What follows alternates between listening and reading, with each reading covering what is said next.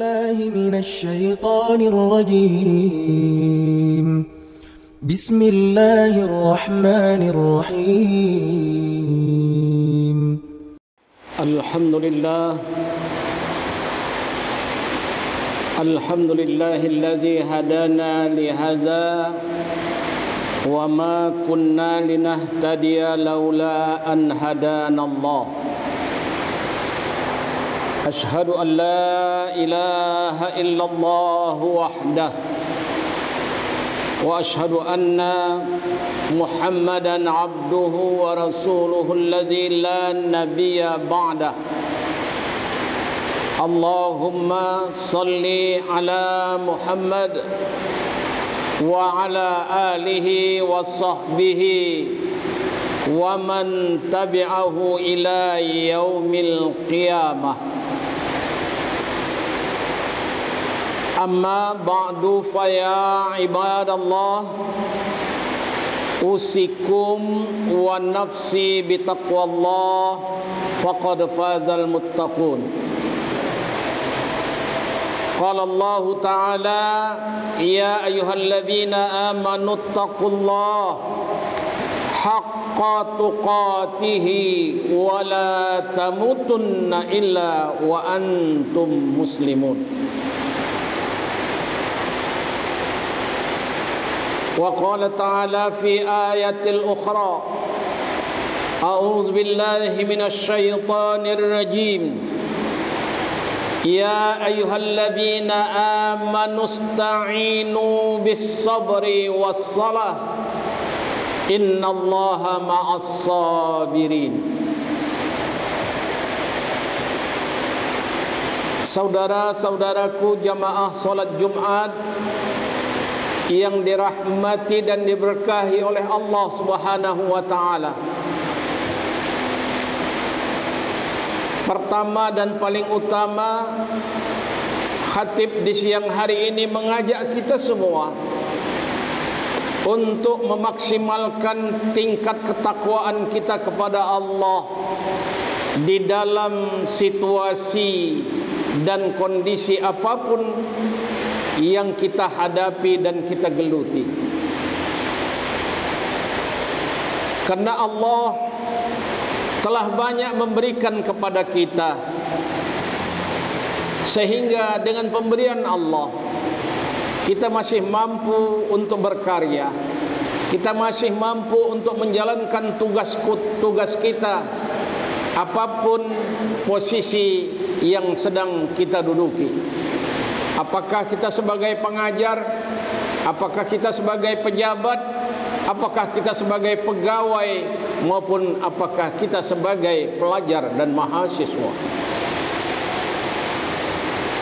Selawat beserta salam kepada Rasulullah Nabiullah Muhammad sallallahu alaihi wasallam yang diutus oleh Allah untuk menjadi tauladan, menjadi contoh terbaik bagi umat manusia bagaimana menata dan membangun hidup dan kehidupan sehingga memperoleh kedamaian dan keselamatan sampai akhir kehidupan.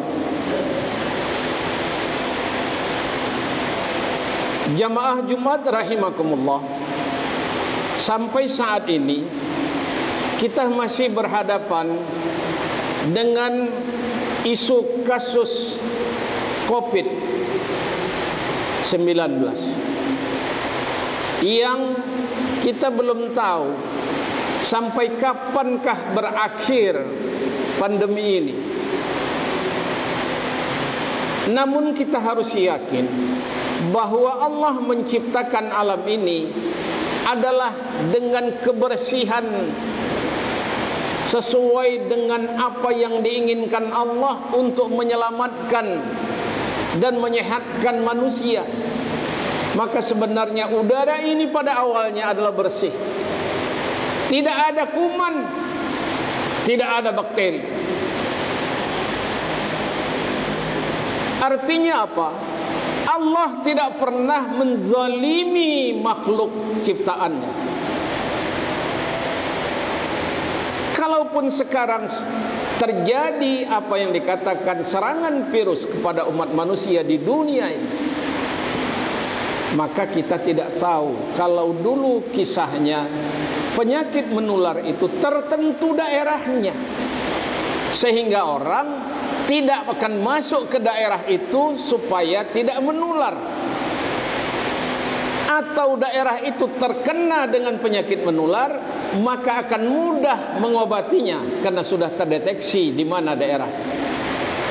Kalau sekarang hampir mendunia, di mana tempatnya kita tidak bisa mendeteksi.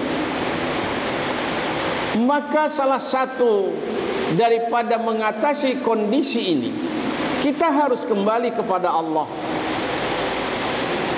Allah menyatakan di dalam Al-Quran, ma asabaka min hasanatin faminallah.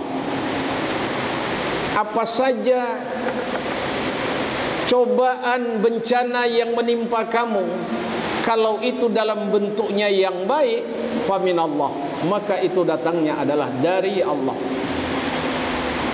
Wa ma asabaka min sayyi'atin, namun tatkala bencana itu sebagai cobaan datangnya dalam bentuk yang tidak baik, yang tidak mengenakkan bagi kehidupan manusia, famin nafsik, maka itu datangnya adalah dari diri manusia itu sendiri.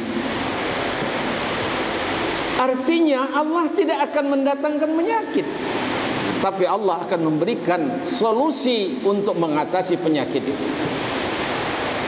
Dalam khutbah yang singkat ini, khatib mengajak kita merenungi dua ayat dari Quran surah Al-Baqarah.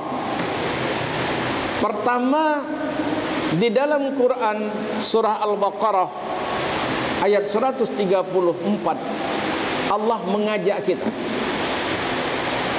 ya ayyuhalladzina amanu sta'inu bis-sabri was-shalah. Hai orang-orang yang beriman, jadikanlah penolong di dalam permasalahan hidupmu itu bis-sabri was-shalah, dengan penuh kesabaran dan menegakkan salat. Innallaha ma'as sabirin. Sesungguhnya Allah menyukai orang-orang yang sabar. Artinya Allah akan selalu beserta orang-orang yang sabar. Di Al-Baqarah ayat 35, Allah mengatakan, wasta'inu bis-sabri was-shalah.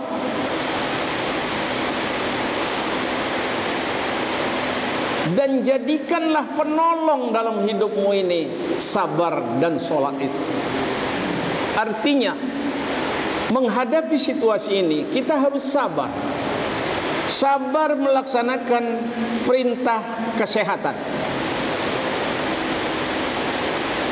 Jangan menganggap enteng penyakit itu seolah-olah tidak ada, tapi ternyata ada. Maka menggunakan masker yang diperintahkan secara protokoler kesehatan, mari kita lakukan. Tapi yang terpenting melihat fungsi daripada memakai masker itu. Tatkala memakai masker, kalau dalam kita keadaan sehat, boleh saja. Tetapi yang terutama adalah bagi orang yang sakit, hendaknya dia memakai masker supaya tidak menularkan kepada orang lain yang sehat.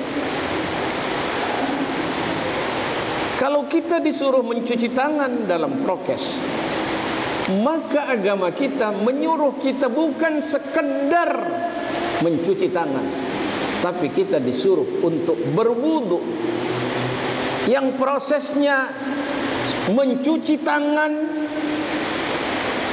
memasukkan air berkumur-kumur ke mulut, memasukkan air ke hidung dan mengeluarkannya.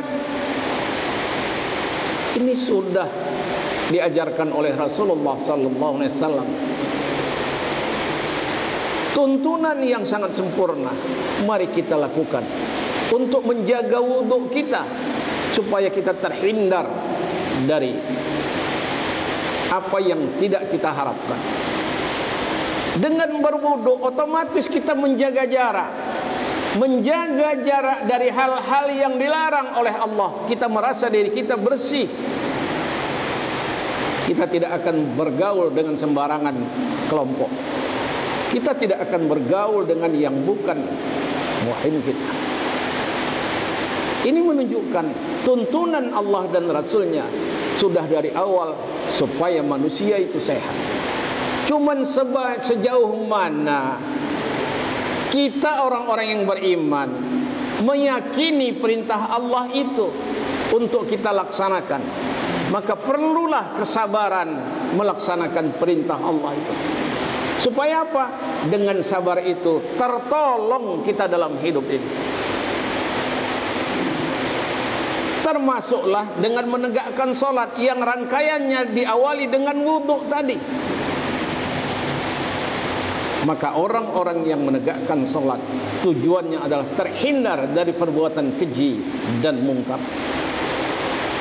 Alangkah kejinya tatkala kita diserang penyakit dan proses sampai akhir meninggalnya seseorang itu, kita tidak melihat bagaimana tata cara yang jelas sampai pengebumian. Akhirnya terkadang kita lihat berita-berita yang tidak mengenakkan hati, seolah-olah manusia itu dikebumikan sembarangan saja. Padahal walaupun manusia sudah mati, proses penghormatan terakhir dalam agama Islam dituntut untuk dilaksanakan secara baik.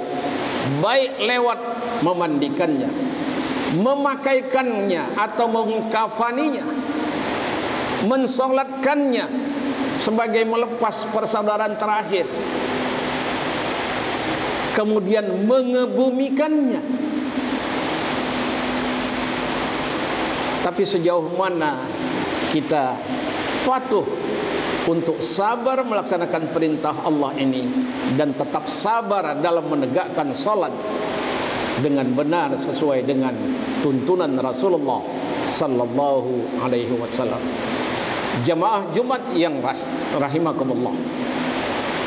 Saudara-saudaraku, jamaah Jumat yang dimuliakan Allah.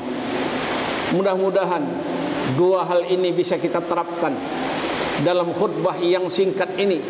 Tidak diperpanjang bagaimana teori-teori untuk memperoleh pengobatan, tapi Allah mengajarkan kita untuk sabar di dalam menerima cobaan. Apakah ini cobaan dari Allah? Kalau musibahnya dalam bentuk yang baik, maka itu adalah dari Allah Subhanahu wa ta'ala.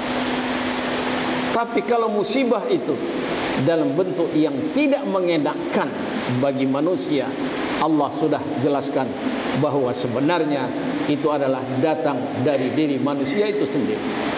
Mari kita renungkan dan kita menghindarinya dengan tetap sabar melaksanakan petunjuk-petunjuk kesehatan dan tetap sabar melaksanakan perintah-perintah Allah dan Rasulnya, serta kita tetap optimis dengan melaksanakan salat itu, kita akan terhindar dari perbuatan keji dan mungkar dimanapun kita berada.